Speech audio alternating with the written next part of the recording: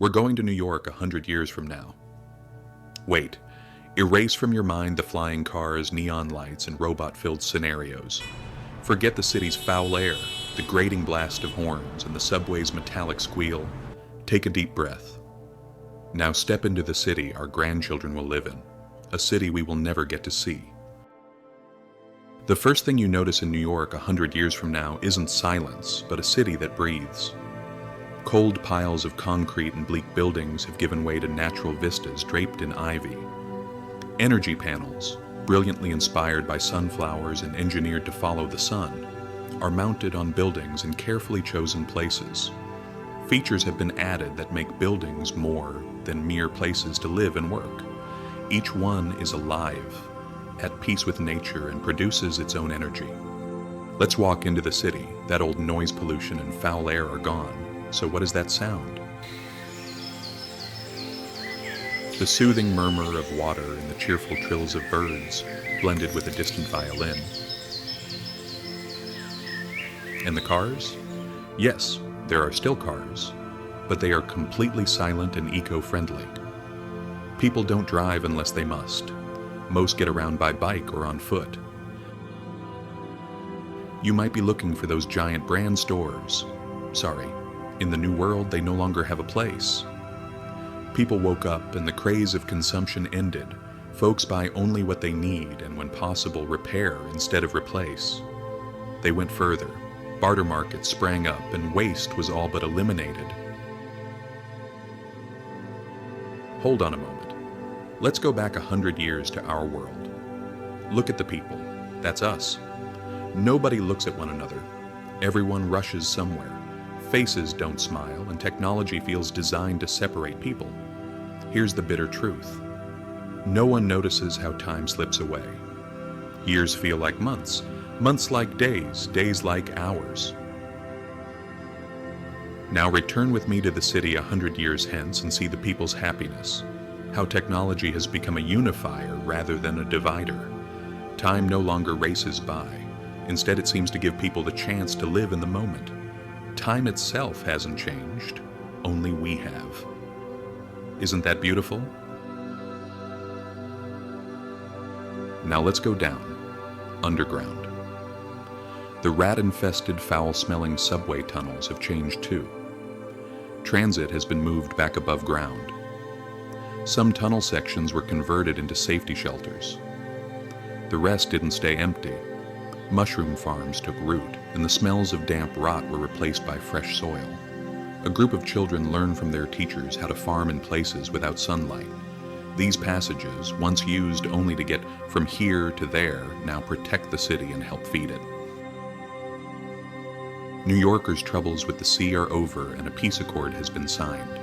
Instead of building walls against rising waters, they installed floating barriers and invited the sea in. The shores are now far more beautiful. On the floating walkways, it's not just people out for a stroll who watch the sunset. Anglers casting their lines do too. Technology exists here, but it doesn't shout. There's smart concrete. See a crack in the pavement and bacteria kick in to repair it. Magic, almost. Your footsteps turn into energy as you walk.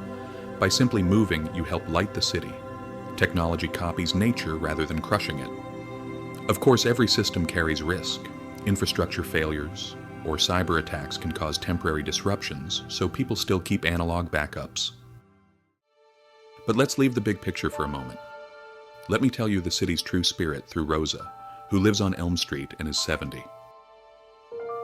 Rosa wakes at 5:30 a.m. Her room glows with the soft blue light of bioluminescent plants.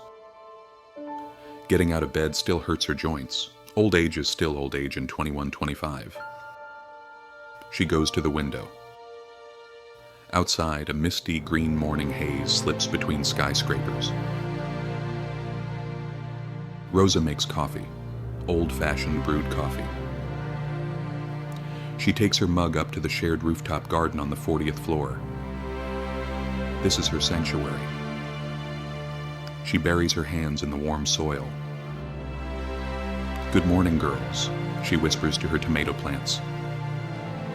These tomatoes are heirloom seeds from her grandmother, unaltered, untampered with, and in this city they're more precious than any jewel. From the neighboring plot, a voice calls, "You're early, Rosa?" It's Malik, 20-something, studying water engineering at university. Rosa smiles. "A storm's coming, Malik, I can feel it. If my knees ache, those barriers should close." Malik shows her his tablet. "Don't worry. 3 hours ago, the system sent an alert. The floating barriers are already up. But maybe your old knees are quicker than our AI," he laughs. Rosa pulls a yellowed paper photograph from her pocket. In the photo is a woman from the 2000s walking through a crowd in Times Square. It's her mother. "Look, Malik," Rosa says. "They were so lonely back then, weren't they? Hundreds of people shoulder to shoulder, yet no one knew each other." Malik nods. "Not anymore, Rosa. Yesterday we cleaned your solar panels, remember? Now people help one another. Socializing has reached an all-time high. Friendships and bonds are no longer based on self-interest, but rooted in love, empathy, and respect." As she steps into the elevator, Rosa pauses and looks over the city one last time. Life is still hard. The climate is still unstable. Heat waves can take your breath away. But she isn't afraid because she knows a storm may be fierce. But Malik and the neighbors will knock on her door. She's not alone. The greatest technology of 2125 isn't the gadgets. It's the renewed culture of mutual aid. Look at Rosa's grandchildren.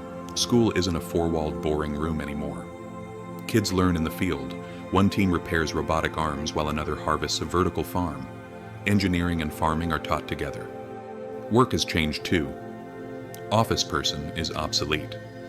Now there are building gardeners, water cycle managers, and data ethics auditors. I'm not selling you a utopia. Inequality still exists. Neighborhoods without access to tech remain. Massive storms sometimes strain the barriers.